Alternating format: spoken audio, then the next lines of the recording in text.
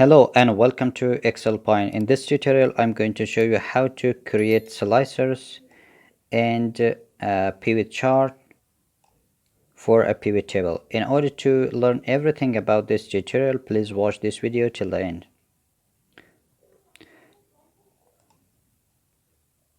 So first of all, I remove everything here that I have created and we start from the beginning. Now, first of all, I want to create a pivot table. Then we are going to create a pivot chart and slicers.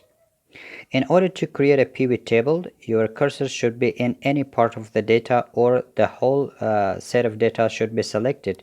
Then go to the Insert tab. From there, a pivot table. Do not forget that you can also use the recommended pivot table from here, but it is not very much customizable. So instead of that, I chose the pivot table here.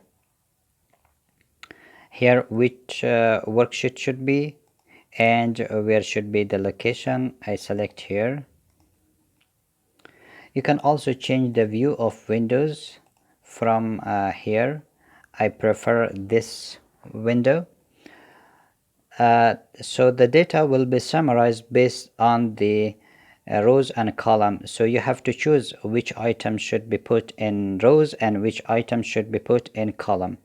So I will drag and drop the year in column, the region and type in the row.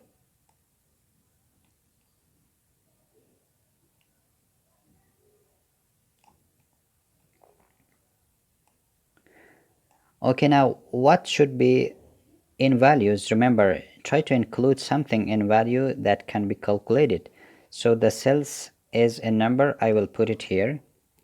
Now there is the number of decimal places and there is not the symbol of currency. So in order to change that, you have to select the value field setting, and from here number and format, and decrease the number of decimal places into 0 and put the dollar as a symbol of currency, or you can choose any other currency. Now the data looks much more clear. In order to change the layout of this pivot table, go to the design. From here, do not show subtotal and show subtotal only at the bottom of grand. Show the subtotal only at the bottom of each section. So as you can see, there is not the subtotal, and the subtotal is written only at the bottom of each section. Now this is a little bit complicated. I want to insert a blank row at the end of each section. So from here, select insert blank line after each item. So this looks much more clear. This is time to insert slicers.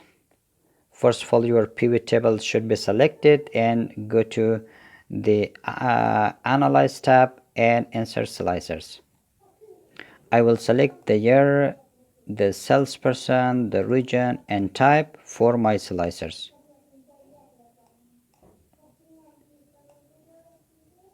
You can adjust their size and move them into different location that you want.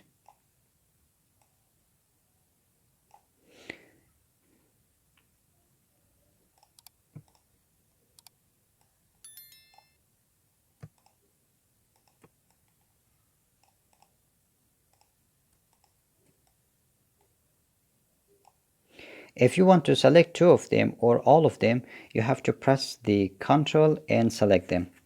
Now I want to bring some changes in all of them, so I will select all. From here I will choose this preset design. Now this is very easy for you in order to create filter for your data. For example, I want the sales of ice cream only. So this is the data related only to ice cream. In order to remove the filter, you can click here.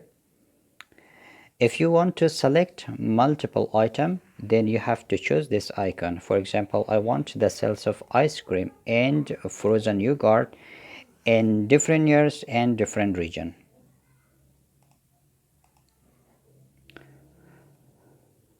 So this is time to create PV chart from this data. In order to create PV chart, you have to go to the analyze, then create PV chart. This is a pre-selection chart.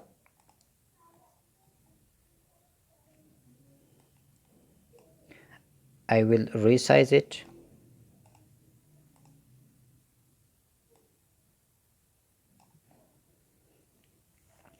This is very complicated and you will not understand anything from this. In order to make it much more understandable, again you can select the slicers and the chart is linked to slicers. For example, I want the data only from 2019. So this is the cells, this is the data about the cells only from the year 2019.